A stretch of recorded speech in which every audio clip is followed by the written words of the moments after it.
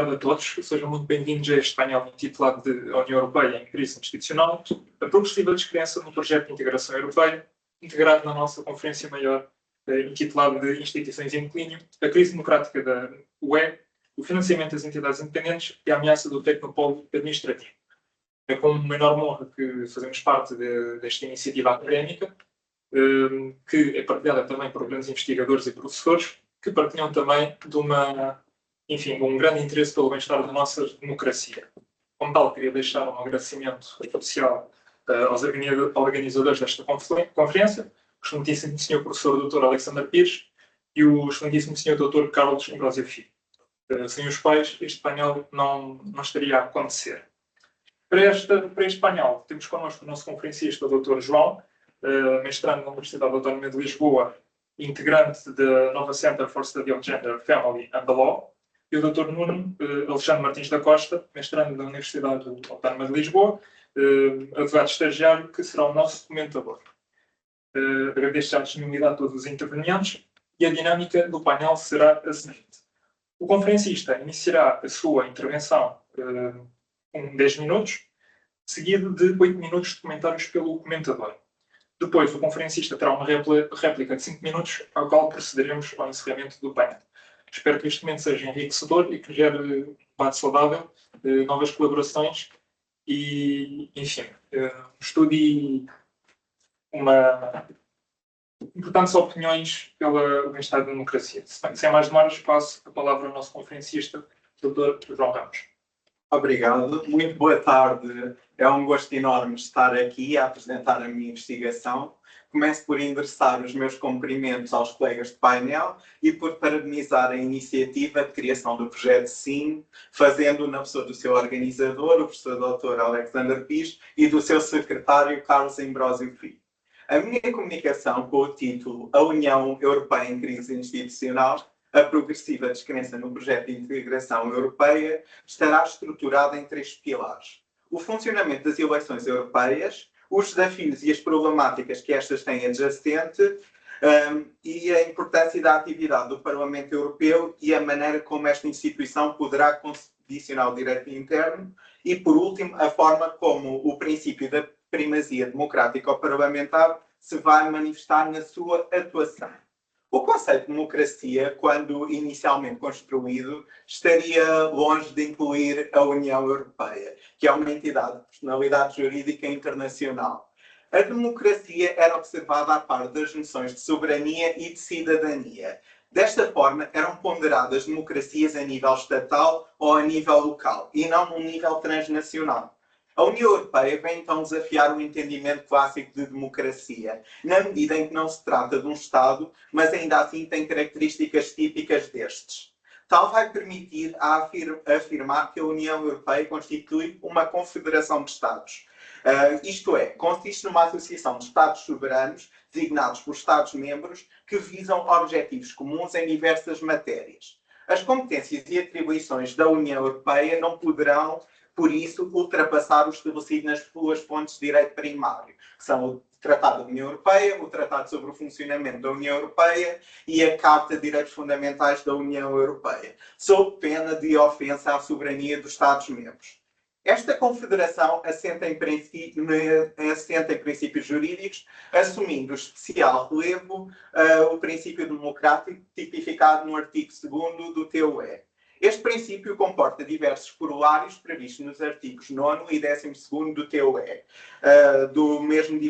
do TUE, sendo estes, respectivamente, o Instituto da Cidadania Europeia, a primazia da democracia representativa e a natureza dual desta, o relevo dado à democracia participativa e o destaque conferido ao papel dos parlamentos nacionais. A democracia representativa na União Europeia é assegurada pelo Parlamento Europeu, sendo esta instituição responsável pela representação direta dos cidadãos, de acordo com o artigo 10º, número 2, do primeiro parágrafo, primeira parte do TUE. Tal afirmação comprova-se pelo facto dos membros do Parlamento Europeu serem eleitos por sufrágio universal, direto, livre e secreto.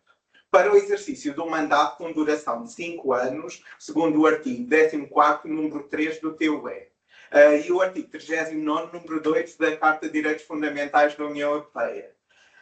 Não é possível haver uma dissolução do Parlamento Europeu, pelo que não ocorrerão eleições antecipadas. Quanto ao número de eurodeputados, este não pode exceder o limite de 750, mais o seu presidente, como se retira do artigo 10º, número 2, primeiro parágrafo, segunda parte do TUE. Esta norma impõe ainda uma representação digressivamente proporcional dos cidadãos, que se verifica na medida que nenhum Estado-membro poderá ser atribuído nem menos de 6, nem mais de 96 eurodeputados. Atualmente estão consagrados 720 eurodeputados, nos quais se inclui o Presidente, e entre esses 21 estão atribuídos a Portugal.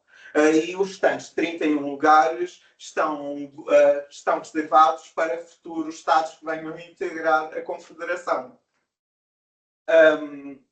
Qualquer cidadão da União Europeia será titular do direito a eleger e ser eleito no Parlamento Europeu, sendo este um direito corrente da cidadania europeia, resultante do artigo 20º, números 1 e 2, a linha B do TFUE. Acresce que o cidadão da União Europeia que resida noutro Estado-membro, que não o da sua nacionalidade, terá o direito de eleger e ser eleito para o Parlamento Europeu em iguais condições que o cidadão nacional. Como assim se retira dos artigos 22º, número 2 do TFUE e do artigo 39º, número 1 da Carta de Direitos Fundamentais. As eleições europeias são ainda passíveis de críticas. Desde logo existe uma diversidade de procedimentos eleitorais para o Parlamento Europeu, adotados por cada Estado, o que coloca em causa a igualdade e a justiça do ato eleitoral. Como exemplo, alguns Estados, como é o caso de Portugal, adotam um círculo único, mas tal não é obrigatório, havendo Estados que adotam vários círculos eleitorais.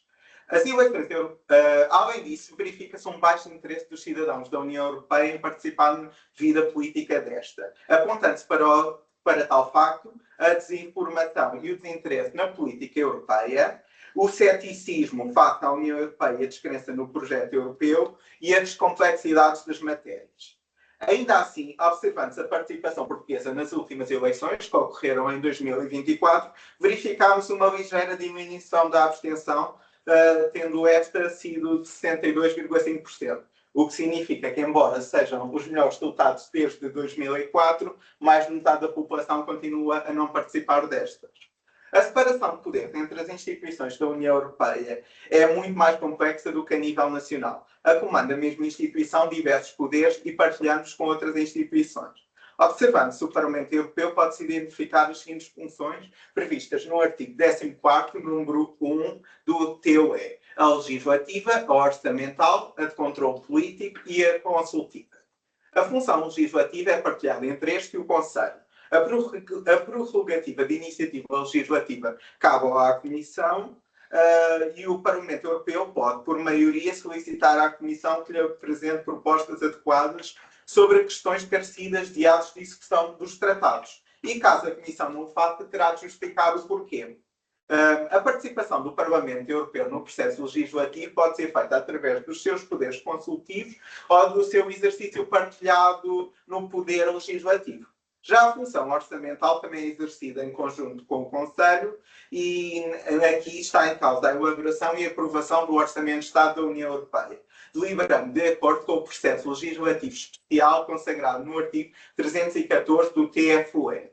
A função de controle político manifesta-se em várias vertentes, sendo estas os deveres de informação, a interpelação e a audição, o poder de inquérito, a apreciação de petições dos cidadãos, a aprovação de moções de censura à atividade da Comissão e a publicidade. Por último, as funções consultivas manifestam-se em três formas possíveis. Intervenção em processos legislativos especiais ou tomada de decisões do Conselho sem direito de voto, resposta a questões do alto representante sobre questões políticas externas, segurança e defesa e a emissão de pareceres. Então, o princípio da primazia democrática ou parlamentar é um corolário do princípio parlamentar. A existência deste princípio é evidenciada, desde logo, pela primeira instituição a ser referida no artigo 13º, número 1 do TUE, ser o Parlamento Europeu. A justificação para o alargamento sucessivo de competências do Parlamento Europeu, em detrimento de outras instituições e dos próprios Estados-membros, encontra-se nesse princípio. Assim, considera-se que o Parlamento Europeu, a este cabe a democracia representativa. Então, este é que se deve ocupar de um número acrescido de matérias, sendo a sua atuação legitimada pela vontade popular europeia.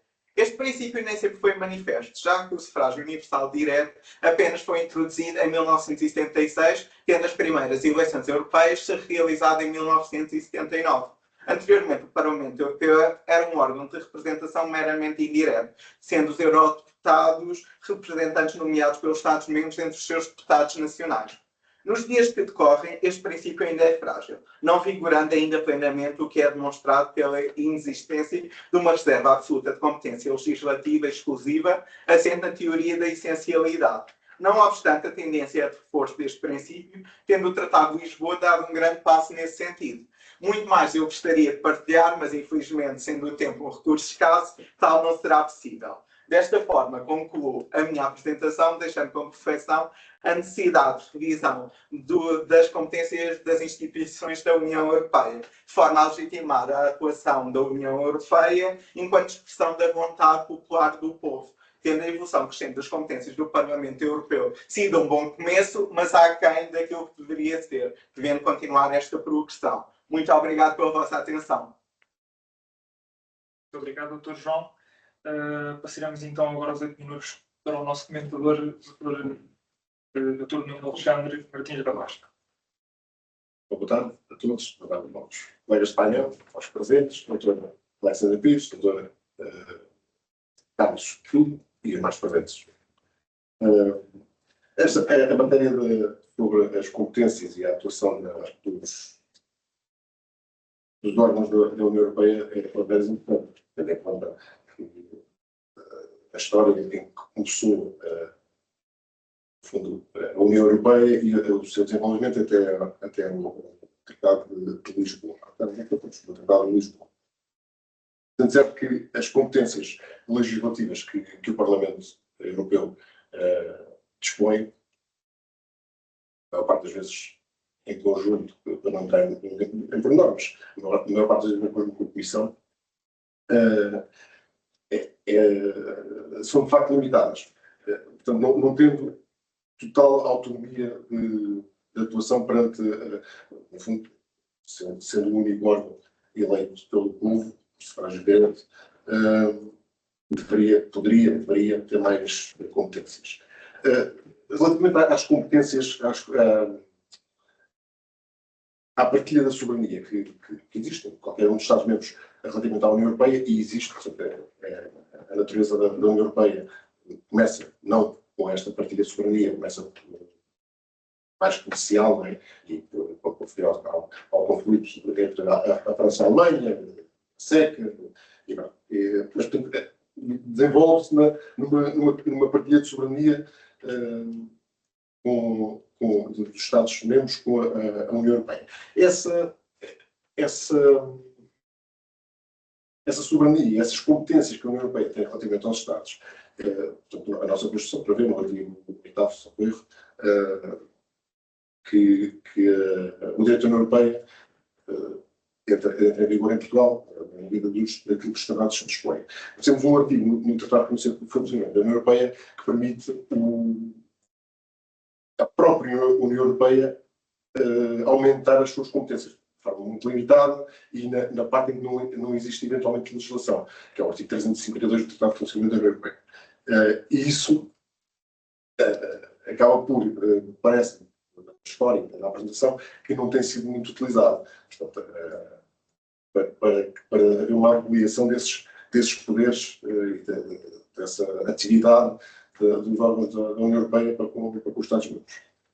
Sendo certo que a participação, é uma parte do objeto da apresentação que o João fez, a questão da participação das populações, pois de facto é muito curta e fica muito abaixo daquilo que são as eleições nacionais, sejam elas legislativas ou autárquicas, os locais, pelo que seria importante dar a conhecer realmente qual é toda a atividade que a União Europeia, nomeadamente o Parlamento, desenvolve para que as pessoas tenham interesse em participar e, com a sua participação e o seu voto, condicionar o desenvolvimento daquela atividade.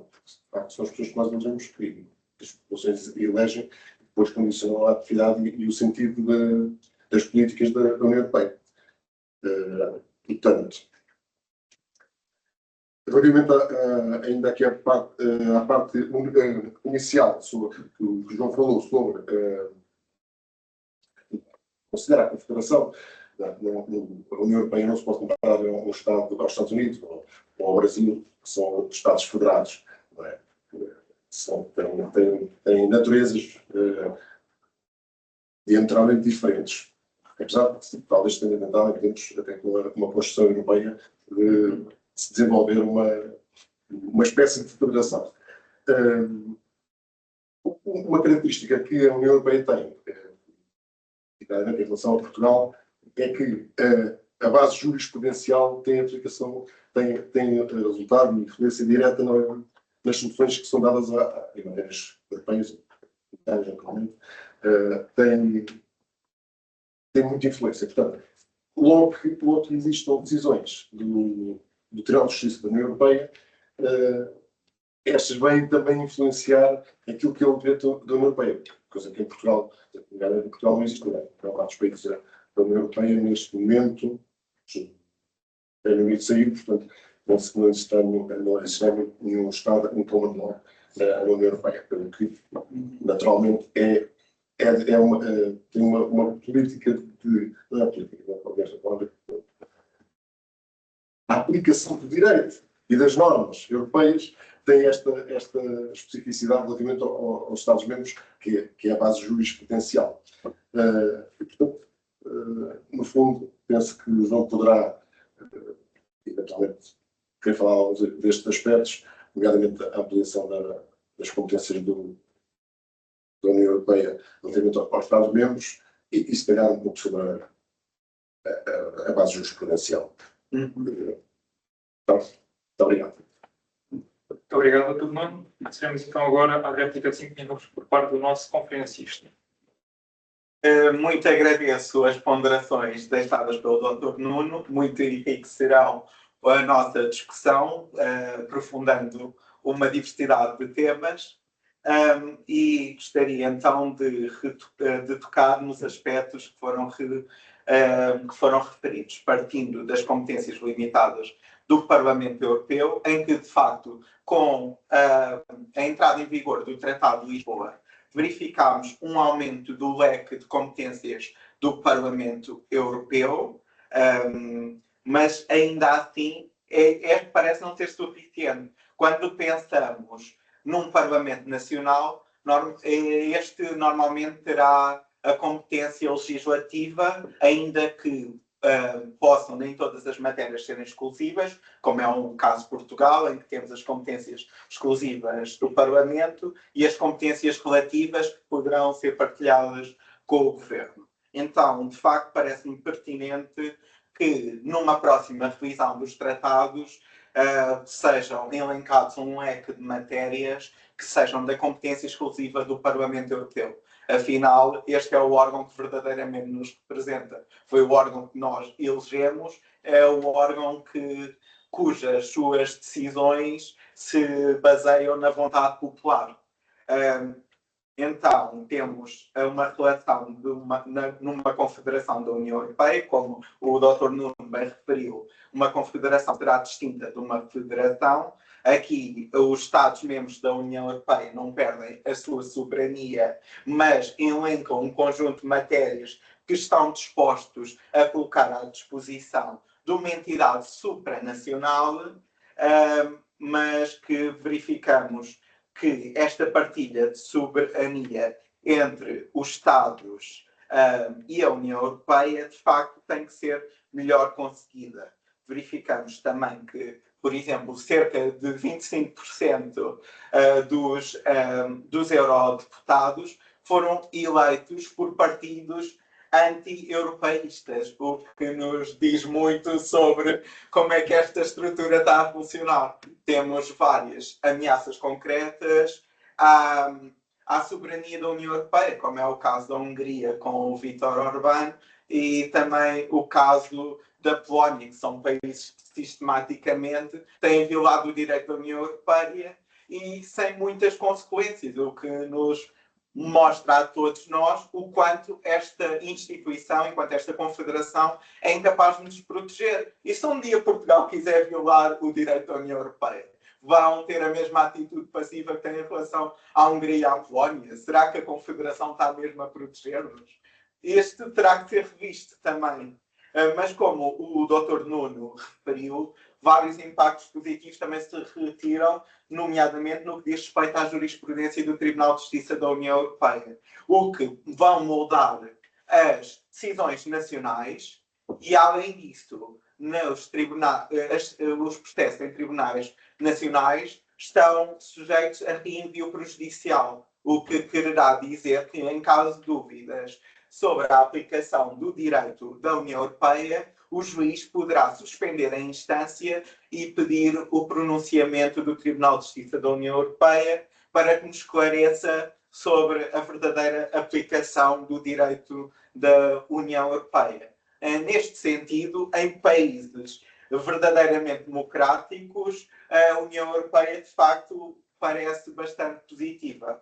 Mas em países que têm tendido ao autoritarismo, nomeadamente os países foram dados como exemplo, suspenderam o processo de reenvio prejudicial. Ou seja, de que forma é que a União Europeia está a proteger essas pessoas? Então, estes aspectos, de facto, que o Dr. Nuno nos chama a atenção, são de grande importância e existe uma grande necessidade de revisão da União Europeia no seu todo e do Parlamento Europeu no seu particular. Muito obrigado pelas notas deixadas.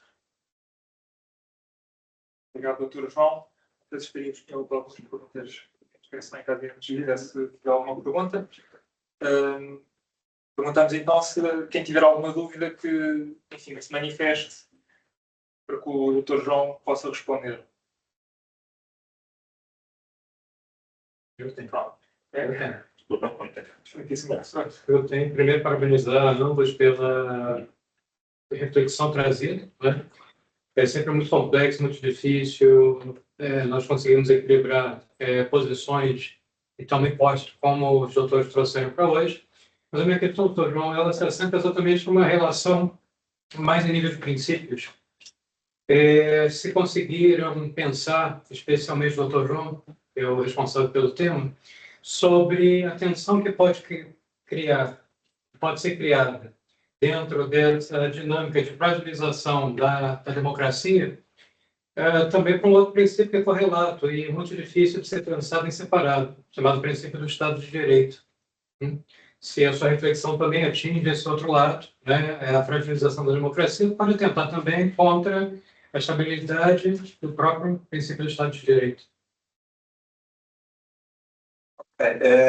Começo por agradecer a questão, de facto é mais uma perspectiva extremamente interessante e de facto posso começar por dizer que a União Europeia tem nos seus requisitos para aceitar um Estado-membro que este seja uma democracia. Assim, há vários países que estão há muitos anos, há décadas, em processo de candidatura à União Europeia que acabam por não ser aceitos porque não consagram o princípio de Estado de Direito Democrático. No caso de Portugal, este princípio está consagrado no artigo 2º da CRP, portanto, esta não foi uma questão para nós, não foi um impeditivo à nossa entrada. E sendo este também um princípio que a União Europeia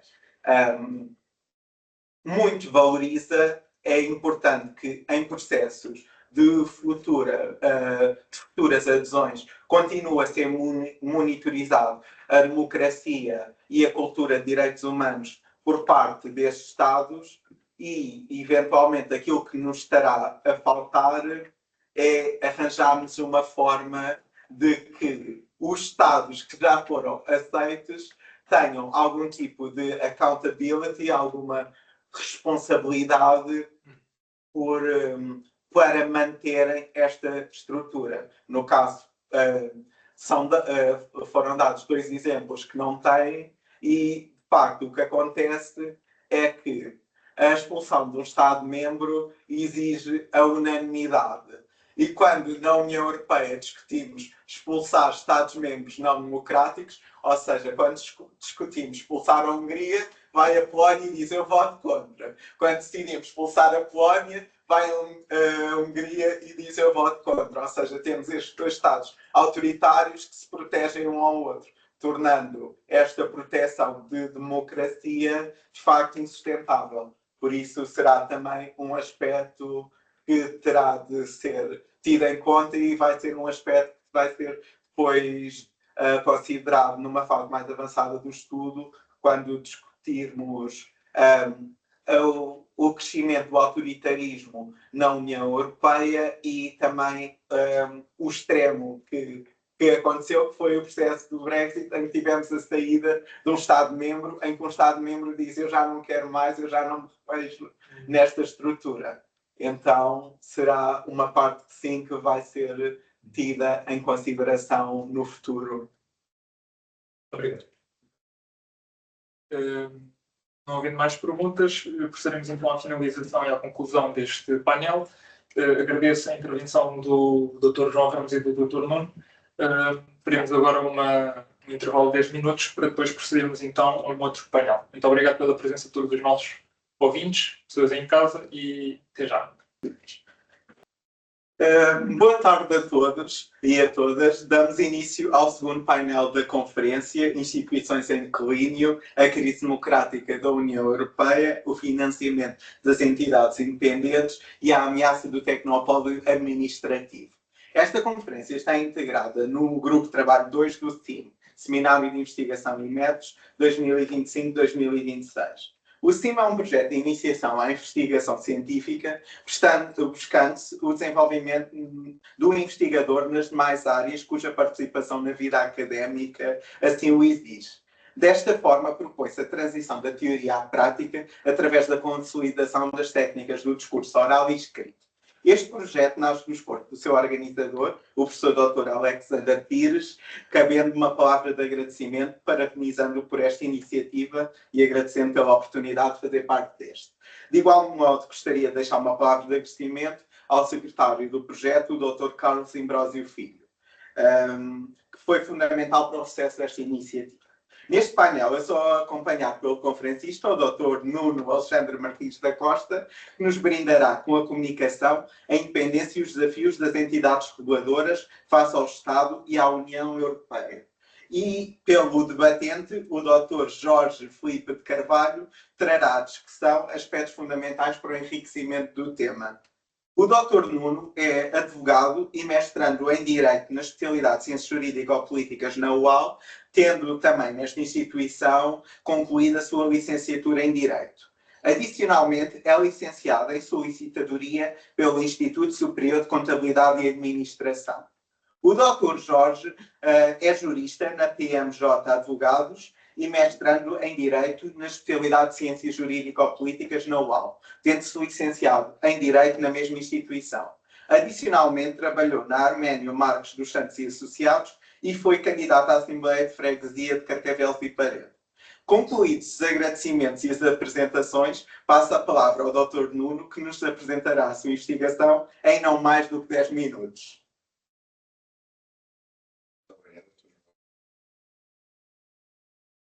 Agradecer ao professor Dr. Alexander Pires pela oportunidade de participar neste painel, ao professor Dr. Carlos Filho, comentar o Dr. Jorge e os mais.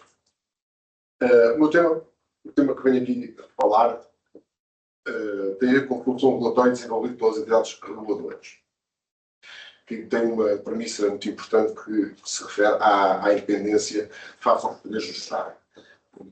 No caso das entidades reguladoras da União Europeia face às instituições comunitárias. E, tendo em conta que esta independência ela deve ser assegurada pela legislação que impõe a não sujeição dessas entidades à tutela do governo, e no caso do direito nacional, e à superintendência, sendo que existe o contraponto com as entidades reguladoras da União Comunitárias, da União Europeia, e que, na perspectiva da independência da área de atuação, se comporta de maneira diferente das estaduais. Vou fazer uma breve apresentação sobre as entidades reguladoras comunitárias. Não é provavelmente o objeto do trabalho, será mais a intervenção destas entidades a nível nacional. Estas entidades reguladoras europeias têm um enquadramento jurídico, naturalmente, no Tratado da União Europeia, no Tratado de Funcionamento da União Europeia, e no Regulamento de Financiamento, no Regulamento Financeiro da União Europeia, o 2018/1046, que define as regras aplicáveis às agências descentralizadas da União Europeia, o que naturalmente inclui as entidades reguladoras, e que dispõe sobre orçamentos, auditorias e controle de gestão. Esta muito importante para a atividade que as entidades reguladoras desenvolvem. Portanto, esta atividade das entidades reguladoras comunitárias tem uma maior relevância e importância a nível do comércio. Visam naturalmente os mercados internos e depois o mercado comunitário no seu todo. Sendo que, a nível comunitário, a importância daquilo que é a atuação, que foi, há uns anos, o critério de regulação, em que a regulação sucumbia às tarifas comerciais. Hoje existem verdadeiras barreiras criadas pela regulamentação, sendo que os aumentos exponenciais das transações comerciais internacionais conduziram os Estados a levar a cabo interações cada vez mais complexas, o que gerou a necessidade de uma organização irregular e em vista a agilizar as negociações comerciais. No fundo, a intervenção da União Europeia na regulação prende-se mais com aquilo que é o comércio internacional em relação aos Estados-membros da União Europeia e à própria União Europeia no seu conjunto, sendo que o trabalho desenvolvido e o estudo terá mais incidência no direito nacional. Portanto, a origem, em termos do direito nacional, a trajetória das entidades reguladoras, elas descendem, se pode dizer assim, das entidades administrativas independentes. E elas surgem por uma necessidade, quando determinados serviços que eram monopólio do Estado passaram a ser desempenhados por entidades privadas e em termos concorrenciais.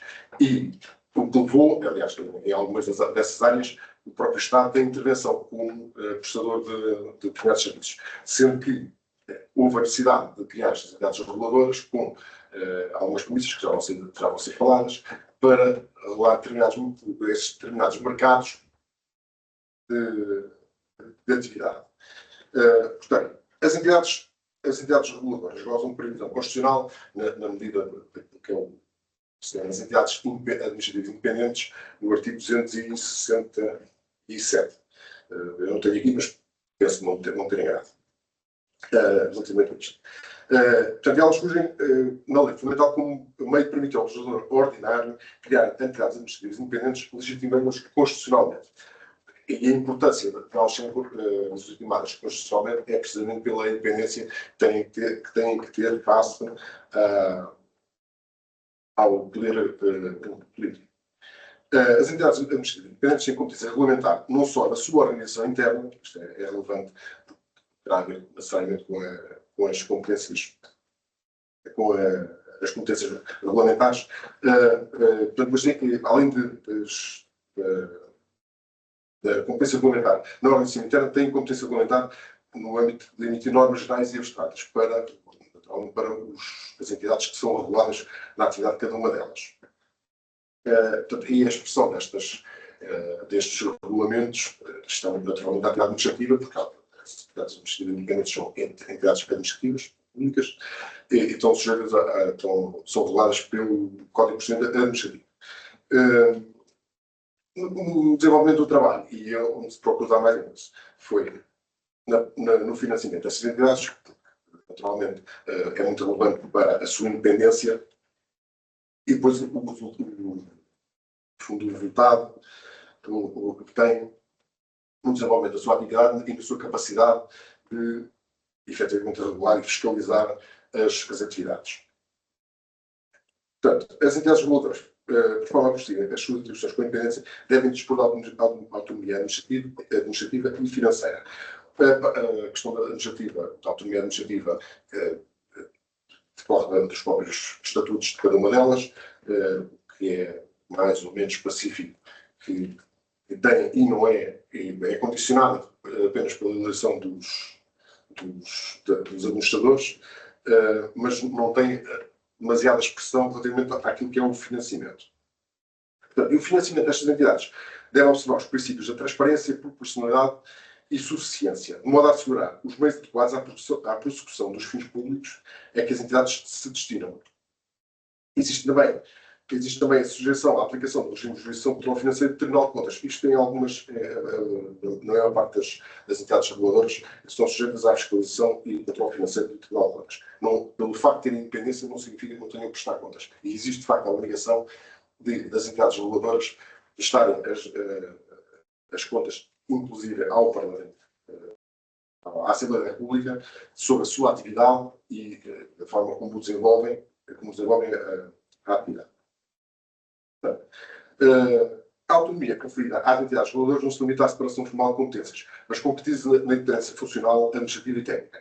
Essa autonomia destina-se aos operadores que desenvolvem a atividade para objeto de regulação, ou seja, às entidades que exercem atividades económicas ou prestam serviços sujeitos à intervenção regulatória.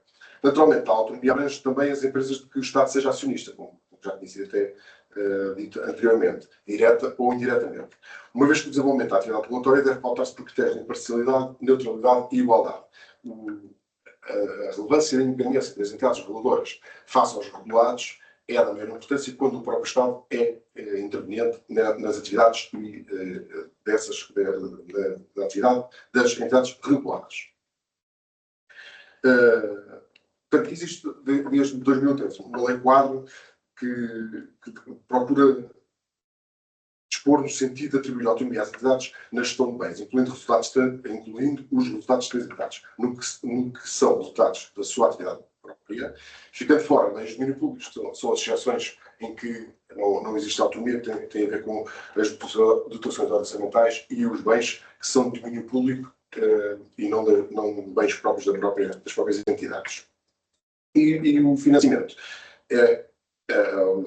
a receita das entidades reguladoras é feita especialmente pelas contribuições de taxas, tarifas cobradas pelo exercício da atividade reguladora, pelos serviços prestados e pela remoção de obstáculos jurídicos. Esta remoção de obstáculos jurídicos é a expressão que no fundo, significa o acesso das entidades reguladas à própria atividade, quando existe essa obrigação. Relativamente à receita que diz respeito aos montantes das escolhas, isto já resulta da própria atividade das entidades reguladoras. O tempo está quase a acabar, portanto, tem que ser mais breve. A relevância que tem o financiamento para a atividade destas entidades reguladoras prende-se especialmente com a influência que o Governo ou a Assembleia da República podem ter nessa atividade. E, muito embora exista essa mesma independência, para terminar, essa mesma independência, quem define o montante das taxas, quem define as formas a aplicarem por estas entidades é o Governo. Portanto, estão permeáveis, as entidades acabam por ser permeáveis à vontade da cor política que estiver no momento no Governo, ou a maioria parlamentar. E assim como nas dotações orçamentais, que não são as principais fontes de renda, mas são algumas principais para algumas entidades, as dotações orçamentais, pela mesma razão, podem ser condicionadas pela vontade política de quem está no poder em cada um dos momentos. O efeito final, toda esta atividade, toda esta forma de financiamento e que resulta da atividade das entidades reguladoras, reflete-se no consumidor final, porque quem, no fim de contas, paga todos os custos das atividades que as entidades reguladas têm e as taxas e contribuições que têm a pagar, é, de facto, o contribuinte.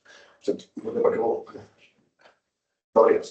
Agradeço ao Dr. Nuno pela interessante exposição. Gostaríamos de ouvir muito mais, mas infelizmente o tempo é curto. Passo então a palavra ao Dr. Jorge para que nos apresente os seus comentários em até 8 minutos. Muito obrigado ao Dr. Nuno pela exposição. Realmente o tema tratado é um tema bastante complexo, bastante técnico, do qual parece-me podem surgir realmente vários problemas e várias dúvidas, nomeadamente ao que diz respeito à verdadeira, digamos, independência destas entidades reguladoras. Foi dito que, de facto, existe uma independência, em virtude de não haver uma superintendência ou uma tutela, sendo que estas, por sua vez, teriam que estar previstas em legislação. Por outro lado, estas entidades também têm uma autonomia administrativa, mas também uma autonomia financeira. E a questão que mais, digamos, que mais me intriga e que se calhar será também mais relevante, nem que seja para os consumidores face a todo este problema, seria assim que é, até que ponto é que esta autonomia financeira não poderá também criar os seus, digamos, efeitos perversos, como seja criar algum tipo de dependência das coimas ou alguma coisa por estes hábitos, e até que ponto é que então realmente então, os custos das estruturas regulatórias podem ser refletidas finalmente no consumidor, como por exemplo aumento de tarifas, preços de custo de supervisão e enfim, esses custos. E acredito que de um ponto de vista regulatório sejam estes se calhar aqueles pontos que têm criado se calhar, digamos, mais discussão. Também o facto de saber se isto é algo que lembro que no passado foi discutido, uma vez que estas entidades não podem escolher a percentagem, neste caso a taxa das coimas, e, enfim, até que ponto é que se poderia dizer, ou aliás, pelo contrário, até por que razão é que não se poderia dizer, uma vez que eu não encontro propriamente uma resposta, que estas entidades não têm propriamente digamos, um poder tributário, pelo menos um poder tributário próprio, máximo dos máximos, digamos, derivado. E seriam estes os meus comentários. Mais uma vez agradeço muito ao Dr. Nuno pelo tema tão complexo, mas ao mesmo tempo tão pertinente. Agradeço os comentários do Dr. Jorge, retornando a palavra ao Dr. Nuno para que nos possa esclarecer em não mais do que 5 minutos sobre os aspectos trazidos à coação. Muito obrigado pelos comentários e levantar questões que não foi possível falar pelo tempo, mas que são muito importantes. A questão do poder tributário, ou o poder de aplicar tributos, ou o poder de cobrar tributos. Na realidade, existe uma discussão na Constituição da República Portuguesa, que é da reserva relativa à Assembleia da República, o poder de legislar sobre o regime geral das taxas, das contribuições financeiras e das contratações. Portanto, e nessa parte dessa realidade, que é uma competência relativa da Assembleia da República, que ele pode sair do seu governo a legislar, desde que tenha a competente lei habilitante. Mas, na realidade, relativamente às taxas, existe apenas um regime geral das taxas, que é o regime geral das autarquias, das autarquias locais. É o único regime geral que existe, por enquanto, em Portugal. Portanto, há aqui uma omissão do dever de legislar, que também será desenvolvida, inclusive, este estudo, essa matéria. As entidades não podem, na realidade, a Constituição não podem ter um poder tributário. Podem aplicar, podem cobrar, mas não podem definir as próprias taxas. Elas têm que ser definidas por ato regulamentar, portaria do governo. Não podem ser as próprias entidades a definir essas taxas, tal como as formas. Portanto, quem define, na realidade, a forma das receitas e de financiamento das entidades será sempre o governo, por força das suas competências. Tendo em conta que só o regime geral das taxas é que tem a reserva, é a reserva relativa da Assembleia. Agora, também se discute, e há inclusive um professor desta mesma universidade, que defende que as taxas são todas ilegais, que não existir o regime geral, com exceção naturalmente das autarquias locais, que têm um regime geral. Também será um tema a desenvolver e a estudar no âmbito deste trabalho. Mas, respondendo no fundo à pergunta, não é possível que as novas entidades definam as taxas, ou o montante das taxas a pagar, porque isso é competência. Não pode ser, de maneira alguma, uma competência que não seja do governo. Relativamente à atividade regulatória e à limitação, o Dr. Jorge falou e bem, trouxe até uma perspectiva interessante de se abordar, como é que o financiamento pode condicionar a atividade da entidade reguladora e do reflexo no consumidor. Bom, de facto, o último financiador destas entidades é o próprio contribuinte. Todas as taxas são pagas e cobradas no acesso à atividade, na regulação da atividade, no desenvolvimento da atividade, são sempre refletidas por uma questão económica. As entidades reguladas são, em princípio, são todas sociedades comerciais que visam o lucro, e o objetivo é o lucro, e, portanto, não há nenhuma despesa que não seja considerada em termos contabilísticos. Não é?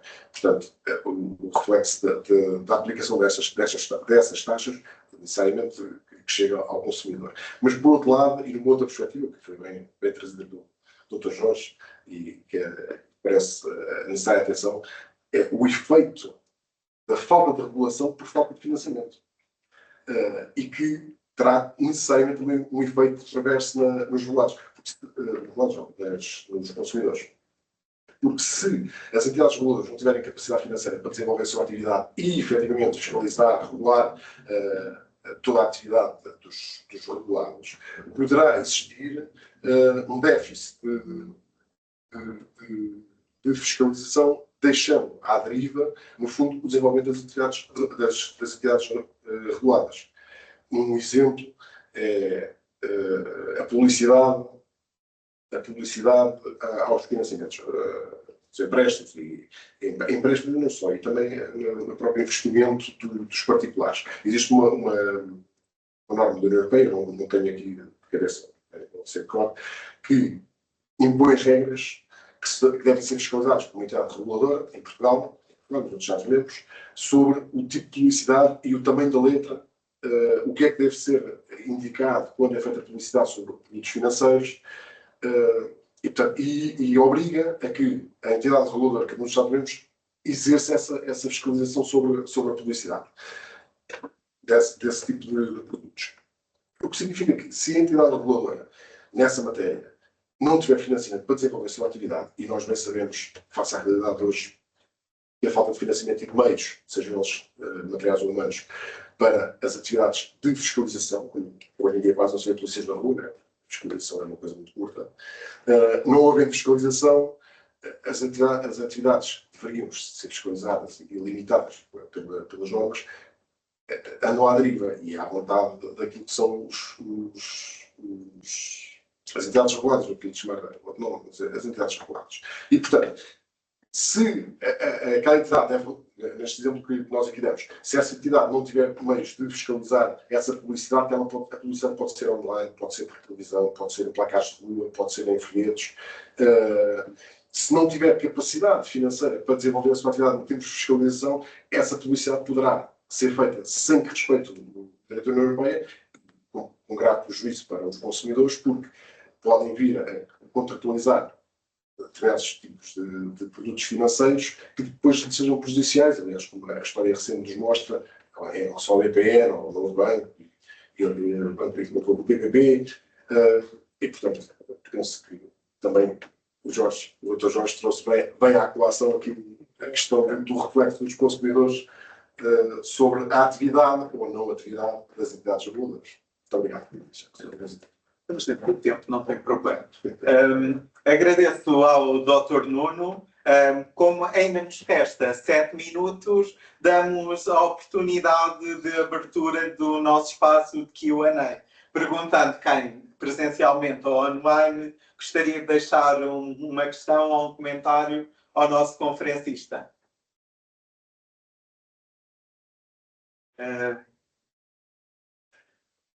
São bem-vindos todas as questões, todos os comentários, todas as intervenções ao nosso conferencista ou ao nosso debatente.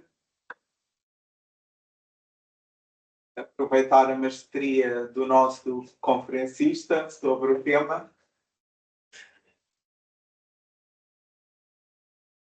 Que fez uma exposição extremamente interessante, bastante complexa, de uma área cujo estudo é muito importante, sem dúvida, relativamente às questões de legalidade e ilegalidade.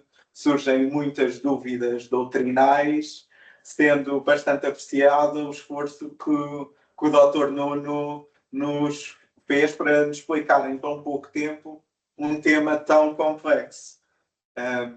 Por isso, há alguma questão ou dúvida? Há de certeza que este tema levanta muitas curiosidades a todos nós. Ou se temos ainda 5 minutos para a finalização do nosso painel, se o Dr. Nuno gostaria de trazer mais algumas ponderações que não tenha tido tempo para fazer antes, ou se o Dr. Jorge quisesse fazer mais alguns comentários. Posso falar aqui, seria a última parte da apresentação, se tivesse havido tempo, que é o caso especial da Autoridade da Concorrência em Portugal, e que é um caso sui generis de uma entidade reguladora. Portanto, no caso da Autoridade da Concorrência, tem uma especificidade na forma de financiamento, que é, portanto, a principal fonte de receita. Há uma receita que é transversal a todas que são, no fundo, a prestação de serviços, a emissão de parceiros, e que é muito pouco expressiva, não tem grande relevância, como é o caso da ADC, não tem grande relevância, e eu não falei dela porque também não houve tempo. Mas a principal fonte de financiamento da receita da ADC são as prestações de entidades reguladoras setoriais. E eles fixam-se na proporção de 5,5% e 7% das receitas daquelas entidades. Estamos a falar de outras entidades reguladoras, quando se diz setoriais, naturalmente, acho que sabemos que são entidades reguladoras setoriais. E essas percentagens referem-se às taxas aplicadas nas receitas elegíveis dessas entidades. E elas não são todas as receitas. Portanto, quando se especifica que são as receitas elegíveis, elas não se referem, por exemplo, às coimas, não se referem a orçamentais. E, portanto, digamos que a entidade, a ADC, tem uma componente, é verdade que faz desenvolve uma atividade importante, mas tem uma componente muito forte no financiamento que diz respeito àquilo que é desenvolvido e obtido em termos de receitas das outras entidades reguladoras, portanto, as ditas setoriais. O exemplo desta entidade, porquê? Houve uma alteração legislativa em que foi revogada a linha B do número 7 do artigo 35 do Estatuto da ADC, que procedia à distribuição de produtos de coimas aplicadas por ilícitos que compete investigar e sancionar na proporção de 40% para a ADC e 60% para o Estado. É de notar que o número 7 dos alíneas constitui ainda a receita da ADC a retirada desta receita. Ou seja, pela alteração legislativa, foi retirada a receita da ADC e, como é sabido na administração pública, é a despesa que determina a receita.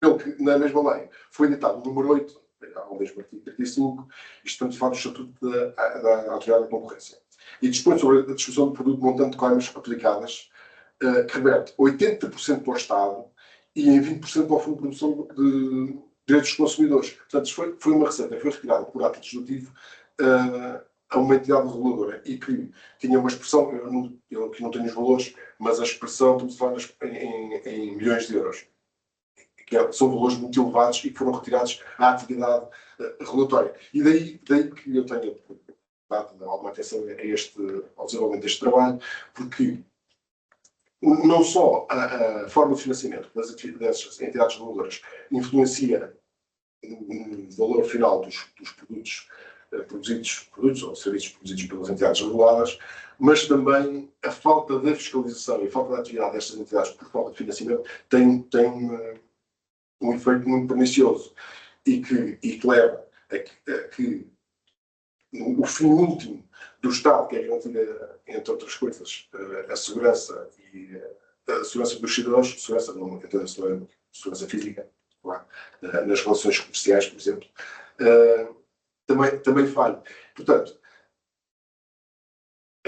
o financiamento destas entidades reguladoras, a falta dele, o resultado que tem no desenvolvimento da sociedade e das atividades normais dos regulados e dos consumidores, são muito influenciados pela cor política, ou podem ser influenciados pela cor política. E é verdade que as alterações não estão baseadas grandes, felizmente, em relação à mudança da cor política na governação.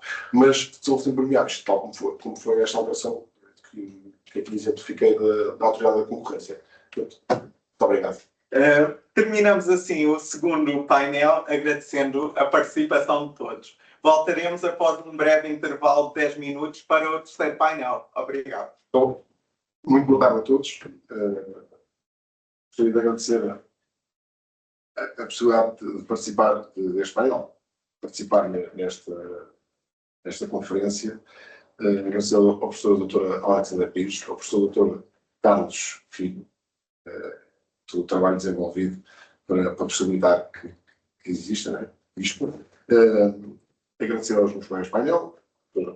Jorge e Dr. João, e vou passar a apresentar o conferencista.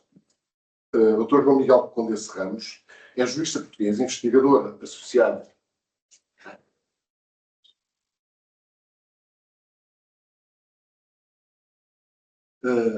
o conferencista Dr. Jorge Filipe Lopes de Carvalho, mestrando em Ciências Jurídico-Políticas pela Universidade Autónoma de Lisboa, onde também se licenciou em Direito. Trabalhou com o Arménio Marcos Santos, advogados Santos e associados, e exerce atualmente funções como jurista na PJM Advogados. Foi candidato à Assembleia da Freguesia de Carcavelos e Parede, e investiga na área do Direito Público e Filosofia do Direito. E vai-nos apresentar o tema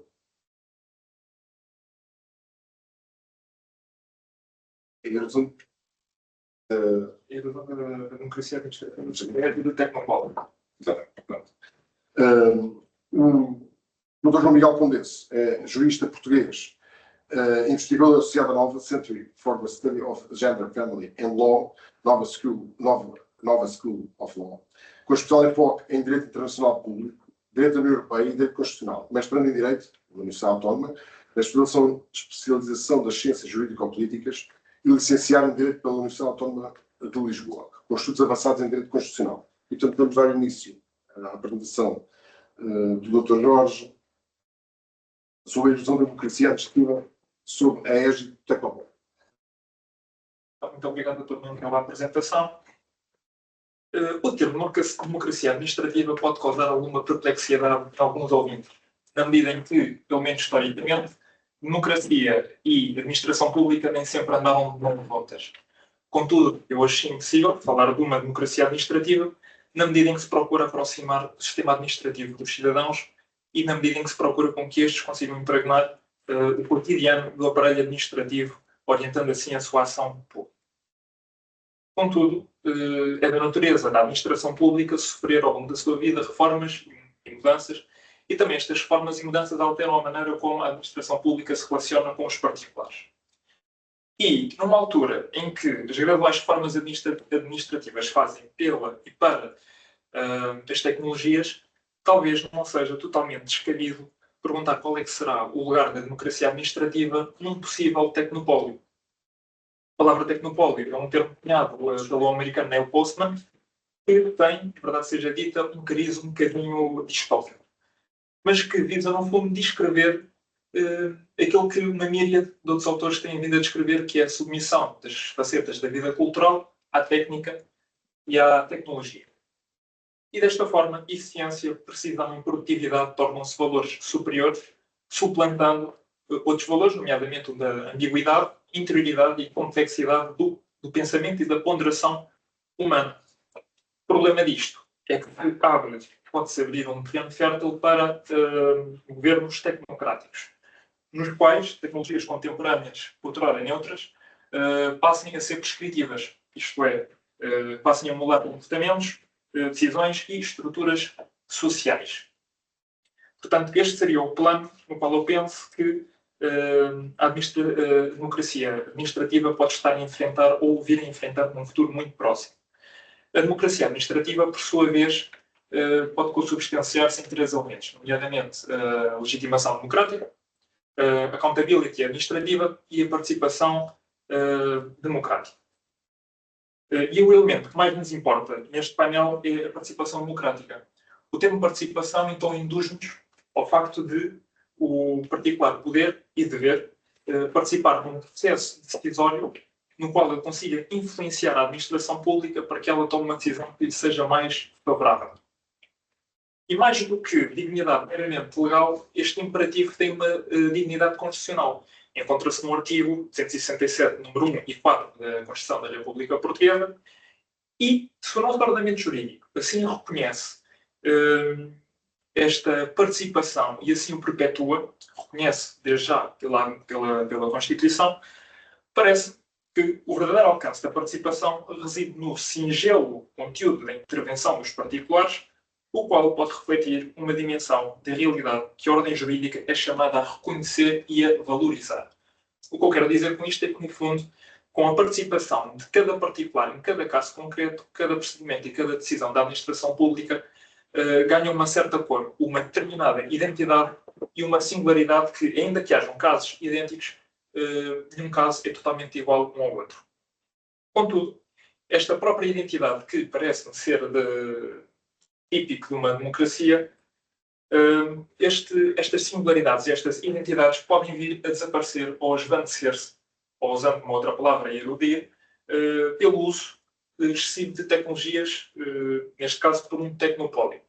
Isto na medida em que as decisões administrativas, ou os atos administrativos automatizados, para dar um exemplo, pelo menos em massa, tornam tudo muito, digamos, muito igual, muito padrão, muito estandardizado.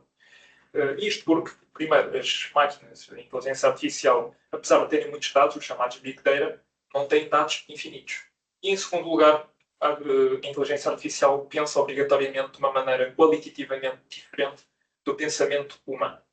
Um autor, cujo agora o nome infelizmente não me recordo, que teria percebido, por exemplo, enquanto a inteligência artificial consegue perceber os símbolos, nem sempre consegue perceber, por exemplo, aquilo que é simbolizado, ou seja, aquilo que transcende o símbolo. Logo existe realmente, parece pelo menos, uma verdadeira diferença entre a ponderação da máquina e a ponderação do ser humano, e uma vez até que a máquina tende sempre, por natureza, à eficiência, eliminando tudo aquilo que não se coaduna com o seu fim eficiente, e como tal pode tornar, a meu ver, estas singularidades que existem, mas que podem vir a desaparecer, pode torná-las todas iguais. Ou seja, os casos todos tornam-se um bocadinho mais iguais entre si. Isto leva-nos a um outro ponto, que é o da politicidade da administração. Desde 1887, nomeadamente com a publicação da obra The Study of Administration, de Woodrow Wilson, que se tem tentado sempre ter uma administração pública com uma ação mais, digamos, mais científica, mais concreta, mais apolítica. Mas sabemos hoje em dia que isso é um mito. A administração pública nunca foi politicamente neutra e, como tal, diversas das decisões administrativas eventualmente tiveram respaldo em algum quadro teórico não, algum quadro político ou até mesmo ideológico. Com isto, não significa que haja uma arbitrariedade ou uma partidarização da administração pública, Antes sim que isto representa a ligação entre a administração e os valores, orientações e finalidades políticas democraticamente legitimadas. E, novamente, se o nosso ordenamento administrativo, ou o nosso ordenamento jurídico, compreende, conhece e perpetua esta realidade, talvez não seja totalmente nefasto ou descabido não ver esta politicidade administrativa como algo mau, na medida em que, existindo a legitimação democrática, se deve entender que as opções políticas sufragadas se devam refletir na ação administrativa. E isto, lá está, sempre respeitando o princípio da legalidade, da imparcialidade e da persecução do interesse público. E da mesma maneira que se falou do risco de haver uma padronização geral em massa, tirando a cor e a identidade de cada caso concreto, parece-me que também aqui esta politicidade que é reconhecida pelo nosso ordenamento jurídico, ou pelo menos que é por ele, digamos, sim, permitida, pode vir também ela a desaparecer em prol de uma qualquer eficiência, pois a orientação programática da máquina, para a qual tende, por natureza, para a eficiência, pode reduzir ou atenuar o espaço de subjetividade e de viés político que caracteriza a decisão humana. Com isto, não procuro de todo subverter ou procurar subverter o papel instrumental da administração pública, dando-lhe um papel que não é o seu, nomeadamente o político, mas estão só suscitar alguma reflexão sobre aquilo que parece dois princípios que estão em tensão. Por um lado, o princípio democrático, neste caso, aplicado à administração pública, no qual se encontram estes meandros mais políticos, e, do outro lado, um princípio de eficiência que parece-me tende a eliminar tudo aquilo que também não tende a uma eficiência. E, como tal, parece-me que o grande perigo que pode vir a acontecer num futuro próximo, se é que já não está mesmo a acontecer, é precisamente esta padronização, esta erosão das entidades próprias das decisões administrativas e que quem comunica com elas. E eram estas reflexões que tinha para este painel. Muito obrigado. Muito obrigado, Dr. Jorge, pela apresentação do tema. Aliás, a participação dos privados nas decisões de administração pública são muito importantes aqui tem na corrupção e no próprio procedimento administrativo. Eu dou a palavra ao Dr. João para comentar a apresentação do Dr. Jorge.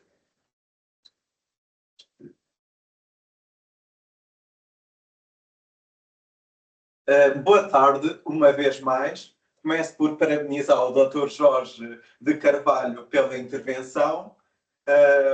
Neste painel ficou-me atribuída a função de vertente, como bem referiu o Dr. Nuno, da comunicação do Dr. Jorge. E, nesse sentido, trazer à colação algumas ponderações de forma que possamos enriquecer o debate, explorando novas dimensões deste.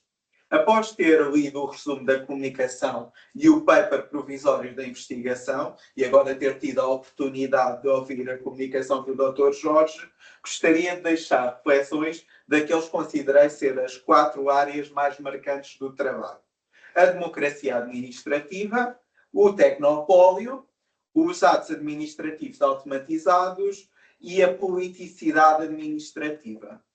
Quanto à democracia administrativa, o conferentista traça um percurso desde a Constituição da República Portuguesa de 1976 até ao presente momento, identificando como pilar do princípio da democracia administrativa o artigo 2º deste diploma, que diz respeito ao princípio do Estado Democrático de Direito. No seguimento da sua análise, vai identificar a legitimação democrática, a responsabilidade democrática e a participação democrática como os pilares fundamentais do princípio da democracia administrativa e define em que cada um destes consiste e de que forma se vão verificar. Quanto a isto, cabe problematizar este entendimento, pedindo ao Dr. Jorge que esclareça o seguinte: em que medida podemos verificar verdadeiramente a presença de legitimação democrática, considerando que nem todos os órgãos de soberania são representativos, sendo esta realidade cada vez mais gritante à medida que descemos na hierarquia administrativa. Relativamente ao tecnopólio, o investigador recorre a este termo para definir a presente sociedade, na sua relação com a tecnologia. Sobre esta realidade, apresenta-nos as ponderações sobre as vantagens e as desvantagens. Assim, é criado um binómio, em que, por um lado, se diz respeito à eficiência, à precisão e à produtividade das novas tecnologias, e, do outro lado, temos a ambiguidade, a interioridade e a complexidade do ser humano. Como consequência, o poder decisório administrativo tem vindo a ter a sua esfera de atuação deliberativa limitada pela automação e padronização das decisões. Para o autor, tal ir-se-á traduzir na erosão da democracia administrativa, com a perda de controle administrativo sobre a técnica humana, mas também da própria humanidade da administração. Destas coleções surgem algumas questões de foro ético e da dignidade humana. Gostaria de saber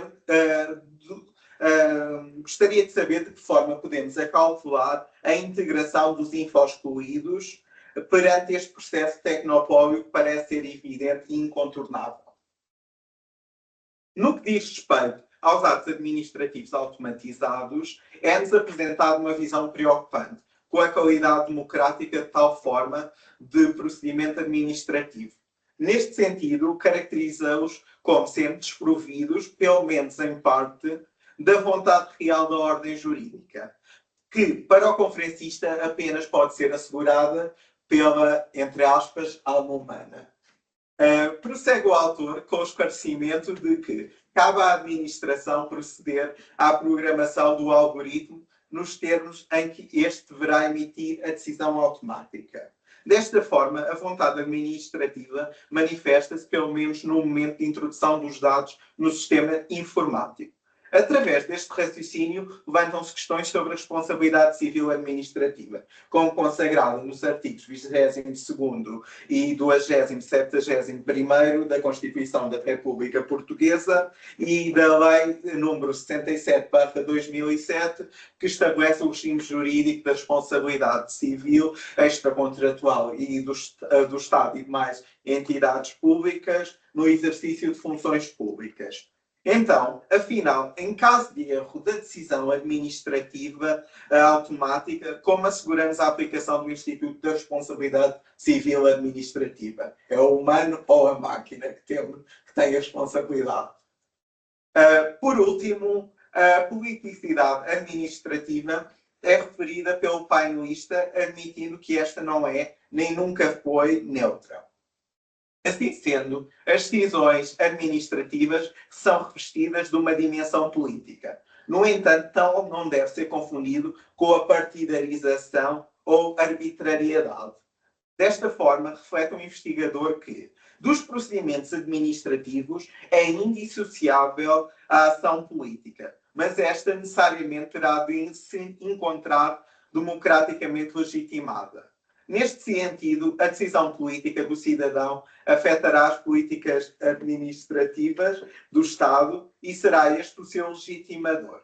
Ainda assim, embora a atuação da administração seja politicamente legitimada, não deverá ser ignorado que esta é munida de poder administrativo e não de poder político, como muito bem refere o investigador. Conclui o autor que este processo leva à perda de legitimidade política do poder administrativo, tornando-se este mais neutro. Assim termina a minha intervenção com uma última provocação. Será que um sistema decisoriamente neutro não seria positivo, bloqueando as possibilidades de decisões administrativas serem tomadas por extremismos, considerando o cenário político global atual? Agradeço a vossa atenção, ficando expectante para o posicionamento do Dr. Jorge no que diz respeito a estas 4 questões. Obrigado pela intervenção e pelas questões colocadas pelo Dr. Jorge, e dou agora a palavra ao Dr. Jorge para se poder pronunciar. Então, muito obrigado, Dr. João, pelos comentários. Tentarei responder da melhor maneira com o pouco tempo que tenho. Quanto à questão da legitimação democrática no atual aparelho administrativo, de maneira muito sucinta, nós podemos dizer que, no fundo, há 3 vias de legitimação democrática: uma direta, uma indireta e uma funcional. E por uma destas 3, qualquer cargo da administração pública eventualmente poderá ser legitimado democraticamente. Temos diretamente, em virtude do sufrágio direto para determinado titular de um órgão administrativo, temos o sufrágio indireto, a via indireta, pelo qual, ainda que determinado titular não seja diretamente, sufragado, eventualmente ele encontrar-se-á numa cadeia de legitimação, numa cadeia administrativa, pode ser, por exemplo, hierárquica, na qual, por exemplo, o seu superior hierárquico poderá ter sido, por exemplo, diretamente legitimado, ou ainda que não haja uma hierarquia, poderá ser também esse superior hierárquico depois, utilizar os seus poderes de superintendência e tutela de maneira a conseguir haver essa tal cadeia de legitimação. E, por fim, a via funcional pela qual, em virtude de estar previsto na lei determinada entidade, determinado cargo, sim, e por essa lei ter que primeiro passar pela Assembleia da República ou pelo Governo, e esses, por sua vez, também legitimados democraticamente, se pode dizer que impõe essa via de legitimação funcional. Quanto à questão dos infosfluidos, é um caso curioso, na medida em que daqui a 20 anos também nós seremos, se calhar, infosfluidos. Ainda que no futuro os infosfluidos do futuro não sejam tão infosfluidos como os do passado. Mas isto para dizer que eu acho que realmente é um problema perene. Não obstante, 4 daquelas que eu acho que poderiam ser pequenos auxílios para conseguir combater este problema seria a alfabetização digital como condição de cidadania, um acesso aos meios e às infraestruturas, e isto porque em info-exclusão não é apenas não saber como interagir com máquinas ou com a tecnologia, mas também não ter acesso a elas, porque se eu não souber, eu até posso saber mexer com inteligência artificial, mas se não tiver acesso a essa tecnologia, também será um info-excluído. Diria também, se calhar, um design mais inclusivo e mais acessível, isto na medida em que possa tornar, mesmo para quem não saiba, mais fácil a sua aprendizagem, até mesmo para aqueles que sabem. E por fim, a tal questão, que é a mediação humana, que acho que terá que ser frente, pelo menos em alguns pontos, porque, como eu referi, é muito provável que daqui a 20 anos, por exemplo, eu também me torne um info-excluído. Sei que já não sou em algumas coisas. Quanto à responsabilidade civil, este é um tema que reflexão merecia talvez um painel, enfim, só para si. Não obstante, para não ficar sem dizer nada, eu acho que a solução mais viável seria uma convergência entre a responsabilidade do operador, daquele que supervisiona a ação da máquina, e a responsabilidade também do produtor. E creio que esta convergência se calhar conseguiria prever da melhor maneira o mau funcionamento das máquinas, ou até mesmo o bom funcionamento, mas que venha a causar danos indevidos aos particulares.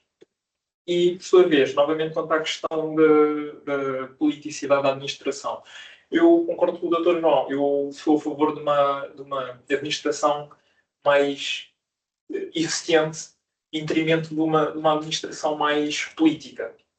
Tanto que, quando uma administração não é eficiente, por norma, quem sai prejudicado são os cidadãos.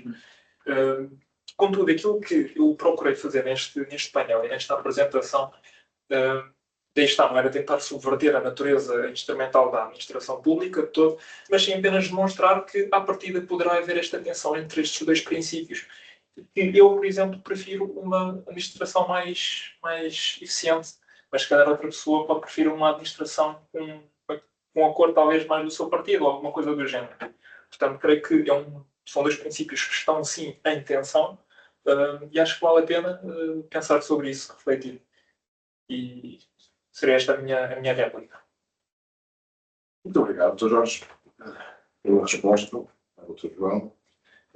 Agora damos abertura ao espaço para questões. Portanto, a quem online ou presencialmente poderia deixar uma questão ou um comentário para o nosso conferencista. Portanto, estão à vontade.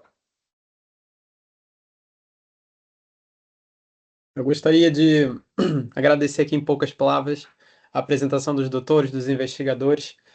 É uma pena não poder estar fisicamente neste recinto, mas fico feliz e honrado em ter visto o resultado dessa dedicação, desenvolvimento dessas temáticas. Eu gostava de levantar aqui uma questão que acho que vai ser interessante é falar sobre a relação entre a tecnologia e as nossas instituições democráticas de direito, principalmente aqui em Portugal, né?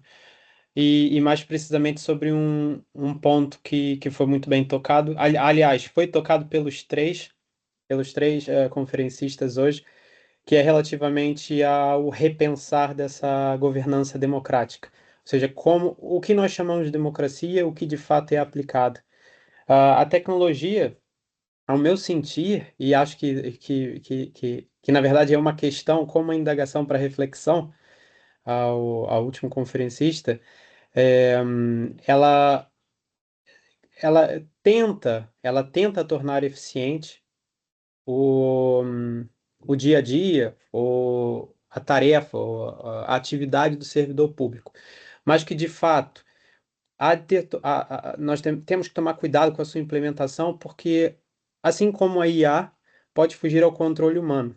E é aí que se perde a verdadeira origem da democracia. E principalmente quando falamos do servidor público, porque o próprio exame de acesso, o próprio dia a dia da tarefa de um servidor público, ele é obviamente exigido no seu caráter mais especificamente humano. Então, quando nós implementamos a tecnologia, temos que nivelar, ou seja, equilibrar até que ponto há discricionariedade humana na decisão, até que ponto um algoritmo vai auxiliar na decisão de um ato administrativo ou de um efeito administrativo também. Então, acho que isso é legal nós levantarmos isso para reflexão, porque depois vai de encontro até com a primeira apresentação do João, do Dr. João, que é da legitimidade. Então, até que ponto nós podemos implementar a tecnologia com legitimidade e entregar esse condão à tecnologia em si e tirarmos da responsabilidade de um servidor público como indivíduo, ou não? Então, é importante colocarmos isso. Eu tenho algumas respostas, eu já refleti bastante sobre esse assunto, principalmente em sede de direito cibernético e inteligência artificial, e dentro também do direito criminal, no combate à criminalidade transnacional. Mas nesse tópico, nessa questão da legitimação das instituições públicas, acho que é algo que também daria uma nova conferência. Mas era só para levantar essa relevância nessa reflexão. Bom, muito obrigado, Dr. Carlos Ambrosio Filho, pelas perguntas e também, sobretudo, pela reflexão, mais importante ainda. Realmente, a aplicação da tecnologia tem esse lado positivo, a questão da eficiência. Eficiência essa que, como eu tentei demonstrar, apesar de poder estar errado, também tem esse cariz assim um bocadinho predatório, isto é, tentar eliminar tudo o que não se coaduna com essa eficiência propriamente dita. Acho que isso sim, de facto, tem algumas influências nas nossas instituições democráticas, até mesmo na medida em que, por exemplo, já se fala hoje em dia em ter um parlamento de inteligência artificial que legisle por nós, isto é, que legisle pelas pessoas humanas. E aí está, nós aí de certeza que teremos muita influência. Mas será que teremos apatia? Ou empatia, peço desculpa. Será que teremos empatia? Será que teremos todas aquelas características que fazem a ponderação e o pensamento humano? Eu não sei, porque o próprio Estado Social nasce de uma certa... Ou seja, não nasce apenas da eficiência, nasce também do cuidado para com o outro, apesar disto parecer assim um bocadinho utópico, assim um bocadinho filosófico. Mas a verdade é essa. Por isso, e a inteligência artificial, querendo ou não tem essas qualidades cognitivas ou sentimentais que um ser humano pode ter. Como tal, essa eficiência pode sim criar o risco de tornar também tudo mais padronizado, como eu tentei demonstrar. Acho que a nível administrativo, acho que isso não será o melhor na medida em que realmente perde-se a singularidade de cada caso, torna-se tudo muito mais igual e pode ocorrer o risco também da pessoa não se sentir ouvida. E ainda ligado com a questão das instituições democráticas e também ligado, de certo modo, aos info-excluídos, eu consigo tirar um caso prático, se calhar, que seja pertinente, como, por exemplo, para quem está mais ligado, ou para quem gosta mais da baixa política ou da política local, consegue perceber muitas vezes, por exemplo, as pessoas de mais idade ou jovens há mais tempo, para além de não saberem fazer um requerimento digital, online e essas coisas, podem também não ter essa vontade. Isto é, são pessoas que muitas vezes gostam de se sentir ouvidas, de chegar ao pé do Presidente da Câmara ou do Presidente da Junta de Freguesia, apertar-lhe a mão e sentirem-se ouvidas e verem o seu problema ser resolvido por uma pessoa. Isto são pequenos meandros que, aí está, a nível de eficiência, isto não faz muito sentido. Mas ao nível da vivência da democracia e de alimento das nossas instituições democráticas, acredito eu que tenham importância, porque ao fim e ao cabo estamos a falar da vida das pessoas, da maneira como elas interagem com o Estado e com estas ditas instituições. Quanto à questão do algoritmo e de se a inteligência artificial até que ponto é que pode participar digamos, das decisões discricionárias. Bem, a maior parte da doutrina, aquilo que vai dizer é que sim, pode auxiliar, mas não faz um ato administrativo propriamente dito. Aquilo que faz é uma previsão de ato, que depois tem que ser homologado, ou não, por um ser humano. Nesse ponto, concordo, sim, que a nível jurídico, de certo modo, poder-se falar sim de um ato administrativo, ainda que totalmente automatizado, ou em âmbito discricionário, poder-se falar de um ato administrativo propriamente dito, na medida em que haja a antecipação da vontade administrativa, seja pela escolha do algoritmo, pela programação do software ou por outros elementos informáticos. Não obstante, creio que também, mesmo quando haja, isto é, aquilo que é chamado de reserva da humanidade, por parte do supervisor da decisão da máquina, este também corre o risco, por sua vez, penso eu, de se tornar ritualizado ou de se tornar meramente formal. Não estou a dizer que aconteça, mas parece-me que pode acontecer.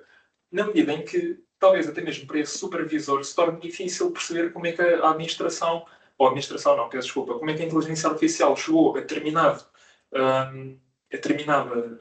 resultado, a determinada conclusão, e mesmo que consiga seguir esse trajeto, essas pegadas, será que vai conseguir entender? Isso é uma das questões da chamada opacidade, por exemplo, a opacidade do algoritmo. E creio que, enfim, apesar de parecer muito, muito bonito e muito positivo toda a aplicação destas tecnologias, realmente todas elas também dão aso a grandes problemas que por si só poderiam merecer painéis específicos. Eu tentei abordar aqui alguns que, pronto, sobre a democracia, alguns que se calhar fossem mais pertinentes, não sei, espero eu que quem tenha ouvido tenha gostado e que também que isto tenha suscitado alguma reflexão, e espero ter com esta pequena intervenção minha também, enfim, saciado a curiosidade e as reflexões, complementar as reflexões do Dr. Carlos. Foi perfeito. Muito obrigado. Obrigado pelas contribuições. Obrigado, eu. Pronto, e se não há mais perguntas, muito obrigado, Dr. Jorge, pelas reflexões sobre o ato administrativo e sobre a intervenção do cidadão nas decisões que lhe dizem respeito, e que, de facto, é uma questão de dignidade humana. Muito obrigado, Dr. João, pelas reflexões e pelos desafios lançados ao Dr. Jorge relativamente a esta matéria. Muito obrigado a todos. Está terminado por hoje esta conferência.